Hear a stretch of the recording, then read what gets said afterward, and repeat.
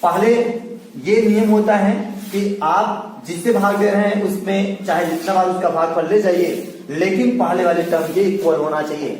ना भाग का प्रोसेस है। तो यहाँ पर x है और यहाँ हमें x क्यूब लाना है, तो आपको पता है कि हमको कितना बार ले जाना पड़ेगा, x स्क्वायर, यही ना, कितना बार ले जाना होगा, x स्क्वायर बार। क्यों? क्योंकि इसको मल्टीप्लाई कर देंगे तो घातें जुड़ेंगी, इसकी घात 2 है, इसकी घात 1 है, अपने आप x की घात 3 हो जाएगा। मतलब आप समझ गए हैं कि आपको जो चाहिए था वही हो रहा है। तो आप क्या करते हैं, जो भागफल ले जाते हैं उससे इस दोनों में गुणा करके यहाँ नीचे लिखते हैं। देखिए कैसे लिखते हैं, x स्क्वायर और x का मल्टीप्लाई करेंगे तो x क्यूब हो जाएगा, और यहाँ प्लस और माइनस का मल्टीप्लाई करेंगे तो माइनस हो जाएगा, और इसको मल्टीप्लाई कर देंगे तो 2x स्क्वायर हो जाएगा। आप समझते हैं इतना?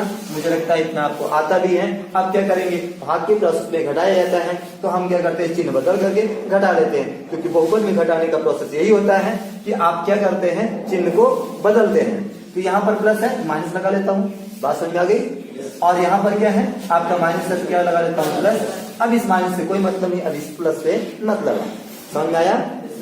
आगे चलते हैं। तो आप घटाते समय देखेंगे x क्यूब में से x क्यूब घटाएंगे 0 हो जाएगा, इसलिए हल्का सा इसको हम काट देते हैं। आगे क्या है, ये देखिए दोनों सजाती हैं, तो आप जोड़ सकते भी, घटा भी सकते हैं, चिन्ह के अकॉर्डिंग काम करेंगे। तो ये देखिएगा आपका एक माइनस है और एक प्लस है, तो घटेगा।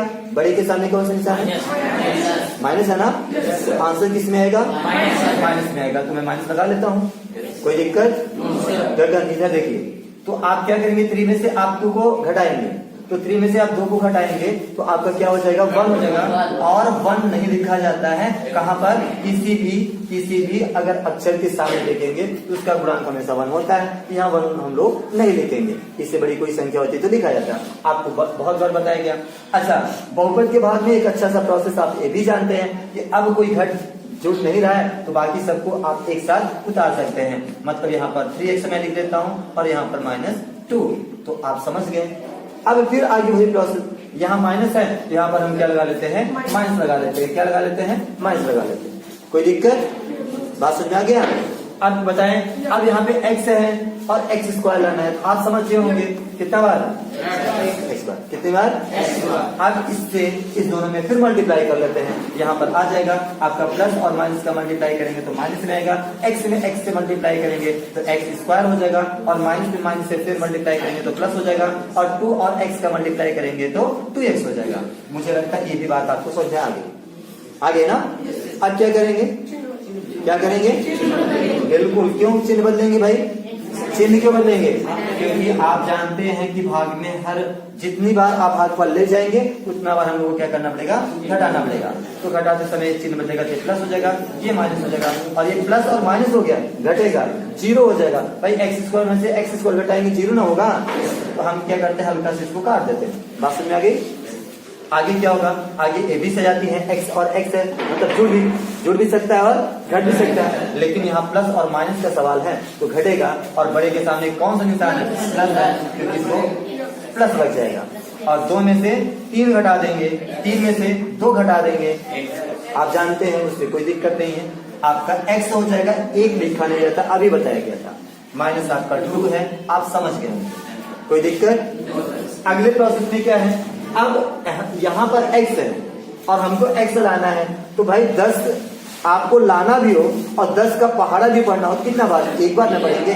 तो x आपके पास लाना भी था और x आपके पास था भी, तो आप समझ गए होंगे। पहले प्लस लगा लेता हूँ क्योंकि यहाँ प्लस है, 1 एक बार ले जाते हैं, 1 से आप गुणा करेंगे इस दोनों में तो वही दोनों आ जाएगा, तो आपका क्या हो जाएगा, x - 2 आ जाएगा। और आप समझ गए होंगे, इसका भी आप क्या कर लेते हैं, हम क्या कर लेते हैं इसको, अब आप चिन्ह बदल लेते हैं, माइनस हो जाएगा, ये प्लस हो जाएगा। और गुड मॉर्निंग, और क्या करते हैं, ये घटा देंगे, ये घटा देंगे, तो आपका ये कट जाएगा और ये 0 हो जाएगा। भाग का प्रोसेस आ गया। मैंने यहाँ अभी जस्ट बताया था, क्या बताया था, यहाँ अभी जस्ट बताया था कि जो भी भागफल आएगा वही dx का मान होगा।